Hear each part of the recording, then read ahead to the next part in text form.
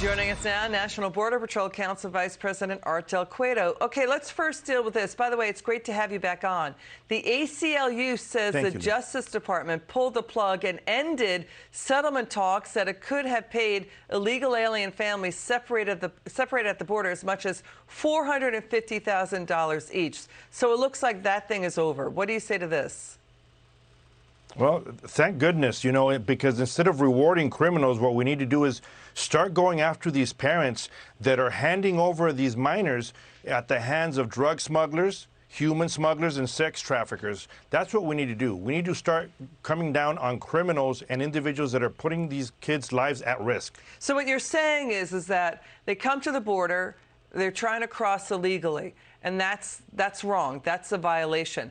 But at the same time, a lot of these families were fake families. One estimate was 4 out of 10, and they're actually human smugglers or sex traffickers bringing children into the country. We don't. So what? But the settlement talks were involving apparently real families who felt that they were separated at the border under Trump. Go ahead. Right, but we'd have to see how that separation was, Liz. A lot of times you have individuals that have been living in the United States already illegally. They had left their children in Mexico, and they have made arrangements to the smugglers to bring their children across so they can get unified with these kids here in the United States.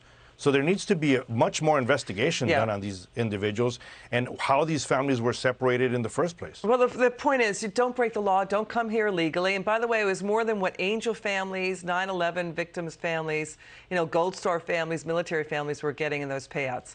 This far surpassed it. Okay. And don't reward people for breaking the law. We hear you. Border arrests, November numbers, 173,600 arrests in the month of November. That's a 5% pop from the prior month. It's one of the sharpest increases in years. People pouring in from Venezuela, Cuba, parts of Central America, and Mexico. Now, Texas. Texas is moving to build their border wall. Will other states follow? And that's what's important. We need to wait and see what these other governors are doing. And we need to realize what Texas is doing. It sounds great, and it is great. But at the same time, people need to realize a lot of these individuals that are entering illegally, they're not staying in border towns. What Texas is doing, it's protecting its border, which is what they should be doing. Other states need to jump on board. These individuals that cross illegally, they don't stay in the border towns. They don't stay sometimes in the border states, and they travel further into the rest of the country. So not just Texas, but all these other states, they should be doing something about it. They need to buckle down and force the governors of the states that aren't doing enough to do something themselves. You know, Yuma is getting hit hard, right? I mean, human smuggling, you and I have talked about angel families, right? About the victims here of crime because of the border. Human smuggling is still rampant. We had that smuggler hit with murder charges after he T-boned an innocent mother and her daughter who were in their car. A car crashed, they're dead.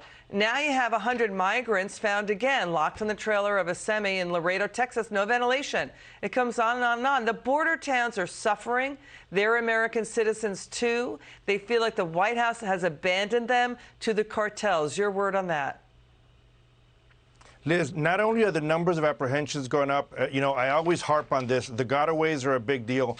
They're up to over 100,000 gotaways nationwide so far. And, you know, the apprehensions sound great.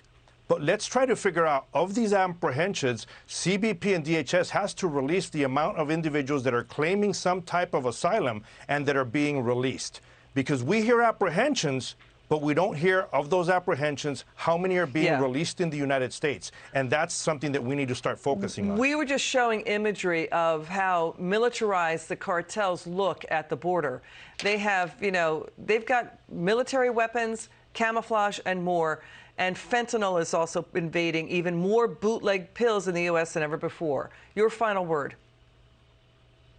It's fentanyl, it's heroin, it's methamphetamine, it's many drugs that are being brought across, and it's all happening because the current administration is failing the border issues It's failing the American public, and it's not just border states that are being affected. It's the rest of America. Art Del Cueto, thanks for your service to our country. We'll have you back on again soon. You always have terrific facts and insights because you are there. You're working in the front lines. You know the guys and the women on the front lines protecting the country. It's good to have you on again. You'll come back again soon.